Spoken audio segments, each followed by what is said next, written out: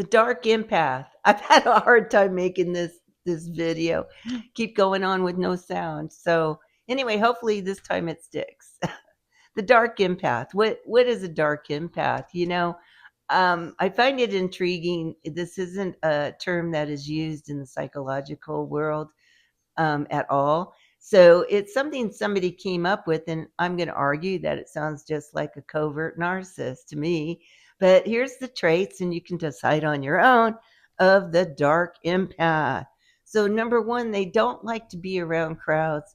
You won't find them at Disneyland, Magic Mountain, in a party. You won't find them there or in a big marketplace where there's a lot of people. They prefer 4 or 5 people around them or just family, and they love the attention that they get from people. And so a lot of them have lack of attention because they don't like big crowds, but they are kind of grandiose because they like to brag a lot about the materialistic things they have and that kind of thing. And some of them will actually be cruel to animals, and which I find interesting because why they're, well, not really, but I mean, in the fact that animals are so loyal, some narcissists actually get supply from animals, but covert narcissists are notorious for that too, is beating animals and that kind of thing and punishing them, and which I think is horrible. So anyway, they are emotionally detached from other people, which is most narcissists, by the way, because they think of people as objects, and so they don't attach themselves to them. And they fake it a lot in the love bomb stage, but in the devaluation stage, then you can feel that emotional detachment, that you're just a person, that they don't have any value on. They love to people watch, and that's how they learn how people react to certain actions.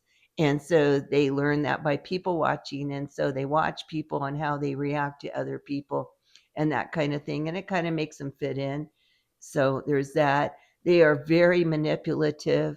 They use your guilt against you. They probably listened to you for a while, and so now they're going to use whatever guilt that you have maybe in the past, and they'll use that against you.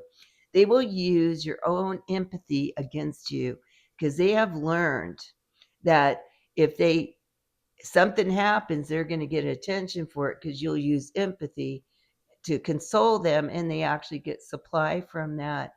They have cognitive empathy, and what cognitive empathy is intellectual empathy. They don't feel it like an empath do. We can feel it, and so that way then we compelled to help the other person in any way we can to console them. But what they know is they know it in their head intellectually. Okay, this person is hurting. I can see it because this is how they're acting. And so I should do this. And so it's very hard to detect if a person doesn't have any empathy, if they can actually fake it so well. And that's what a covert narcissist does.